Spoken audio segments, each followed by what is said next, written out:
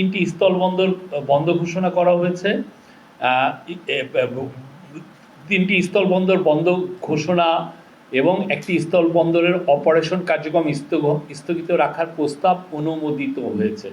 এই তিনটি স্থলবন্দর হচ্ছে চিলাহাটি, দৌলতগঞ্জ, তেগামুখ স্থলবন্দর। এই তিনটা বন্ধ, এটা শাটডাউন হয়ে যাবে।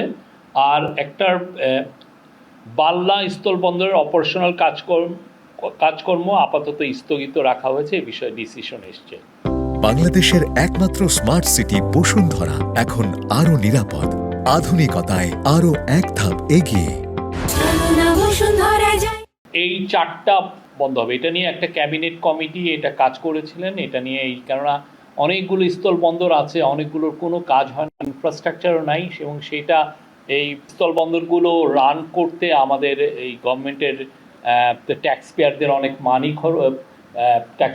ট্যাক্স পেয়ারসের মানি খরচ হয়। তো সেই জন্য আর কি এই ডিসিশনটা এসছে যে যেগুলো আসলে কোনো কাজই হচ্ছে না, অথচ সেখানে দেখা যাচ্ছে যে আমাদের অনেক অফিসিয়ালকে পোস্টিং দিতে হয়, সেখানে কিছু খরচ হয়। তো এই জন্য এই তিনটিকে শাটডাউন করার ডিসিশন নিয়েছেন আছে কাউন্সিল অফ অ্যাডভাইজার, এবং একটির মানে বাল্লা স্থলবন্দরের অপারেশনাল কার্যক্রম স্থগিত ঘোষণা করা হয়েছে। চিলাহাটি স্থলবন্দর, দৌলতগঞ্জ স্থলবন্দর ও তোগামুখ স্থলবন্দর, এই তিনটা বন্ধ তেগামুখ স্থলবন্দর বন্ধ ঘোষণা করা হয়েছে। আর কাজ সাসপেনশন থাকবে হলো বাল্লা।